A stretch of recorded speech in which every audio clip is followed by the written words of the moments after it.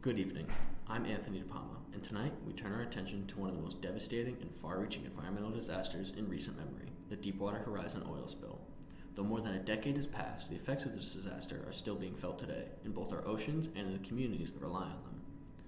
On April 20th, 2010, the Deepwater Horizon drilling rig, owned by Transocean and leased by BP, was operating about 40 miles off the coast of Louisiana in the Gulf of Mexico. It was drilling an exploratory well in waters over 5,000 feet deep. That night, the sudden surge of natural gas traveled up the drill column and ignited, causing a massive explosion on the rig. At the heart of the disaster was a failure of the cement seal placed at the bottom of the well. This cement seal, intended to prevent oil and gas from escaping the reservoir, did not hold. Investigations later revealed that the cement was too weak and improperly tested. Add in cost-cutting decisions, poor safety oversight, and delayed response, and you have a recipe for disaster. The explosion tragically killed 11 workers and set off a fire that burned for 36 hours before the rig sank. What followed was an uncontrollable spill. Oil gushed into the Gulf for 87 days, leaking an estimated 134 million gallons of crude oil into the water, contaminating one of the most biodiverse marine environments in the world. But the scale of disaster can't be measured just in gallons. What truly makes this event so tragic is the lasting damage it caused, and is still causing, to marine life and ecosystems. Oil is extremely harmful to wildlife. It coats fur and feathers, robbing animals their ability to insulate or fly. Sea otters, for example, rely on dense fur to stay warm.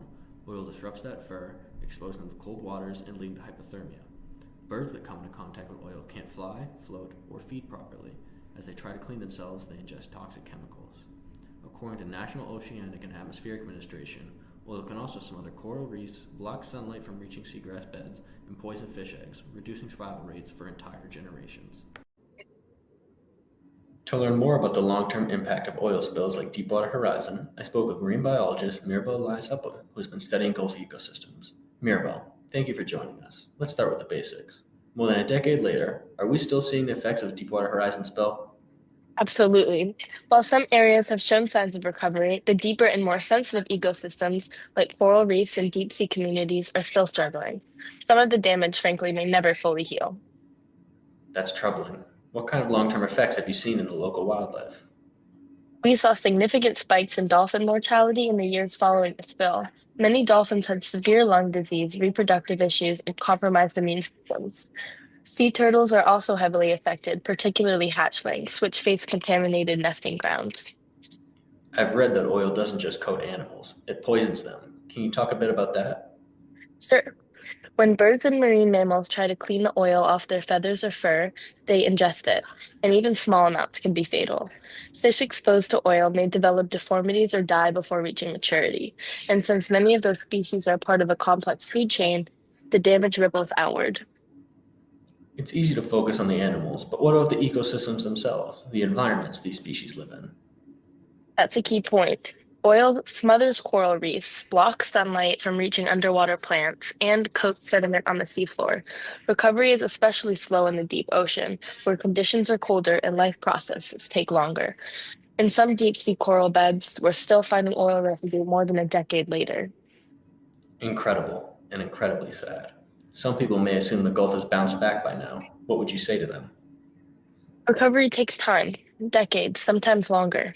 Visually, things may look clean, but ecosystems are still destabilized, and some species may never return in the numbers they once had. It's not just about oil disappearing from the surface, it's about what's happening beneath. Thank you for helping us understand the long-term cost of this disaster. It's a sobering reminder of how fragile our oceans truly are. Understanding the Deepwater Horizon spill isn't just about revisiting the past, it's about shaping the future. It reminds us that our demand for oil has consequences, not just at the gas pump, but in the water, on the shores, and in the homes of people who rely on the sea. As consumers, we can choose to be more thoughtful by supporting renewable energy, reducing our carbon footprint, and advocating for stronger environmental protections, because disasters like this don't have to happen again.